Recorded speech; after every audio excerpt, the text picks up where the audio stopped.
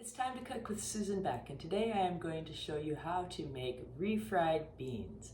You can buy a can, and that's great, but the other day I wished I had some refried beans in the house, and I did not. And I'm like, oh boy, what this recipe is so simple when I looked it up online. I made a few changes and spiced it up just a tiny bit more, but that's one thing about making it yourself.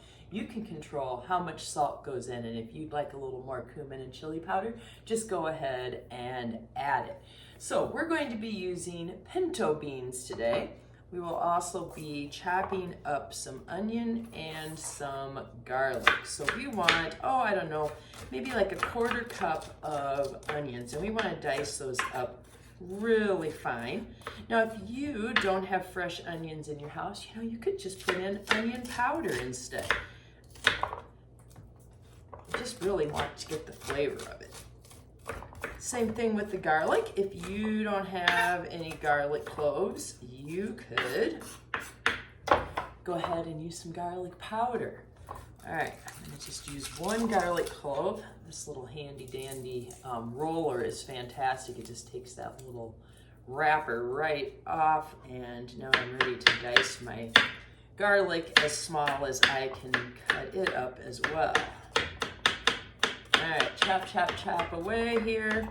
And then our next step is going to be to drain the pinto beans. Now, anytime I'm making beans, whether it's my old settlers beans, which we had last week, those are just so fantastic, and they use 4 different kinds of beans. I'll post the link to that in my description below, but anytime I'm using beans, I like to drain them. I actually used to not eat beans. I don't know, I just really didn't care for them. And I think the biggest turn for me on learning to eat beans was because I started draining off all the liquid that comes on them. And I don't know, they're just so much better when it's just the bean and not that extra stuff. So that's our next step. Open our can of beans, and then we're gonna go over to the sink and rinse these beans in a colander, and we're going to run the water over the beans until the water runs through clear.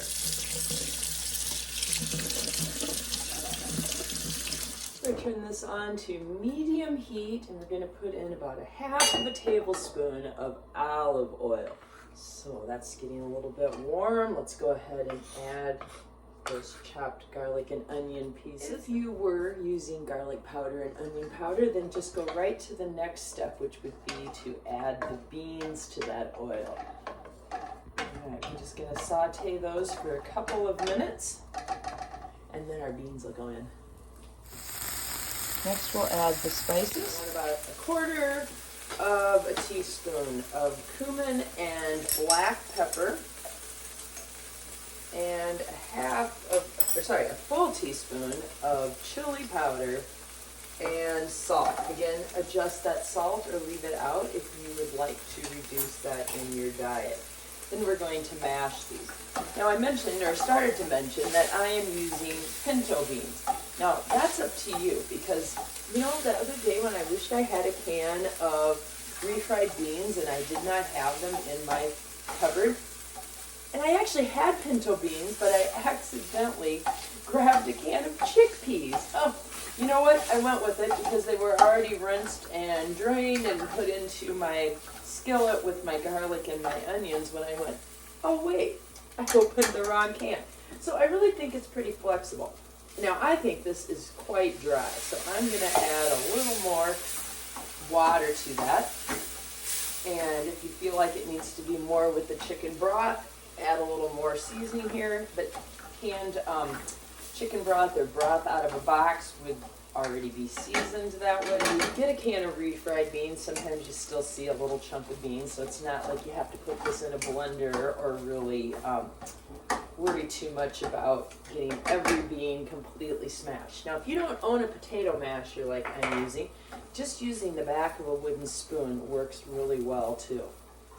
One last thing, if you think you got a little too much liquid in there, remember that these will thicken as they sit here and cool, or just heat it a little longer and that liquid will evaporate and cook in. All right, just go for a texture that you like. I like mine to be kind of spreadable. So when I go to put it on our tortilla shell, it swipes across really nicely. I also love refried beans in the bottom of a taco dip. So here you go, a homemade way to make refried beans with Time to Cook with Susan Beck. Be sure to subscribe for more great recipes.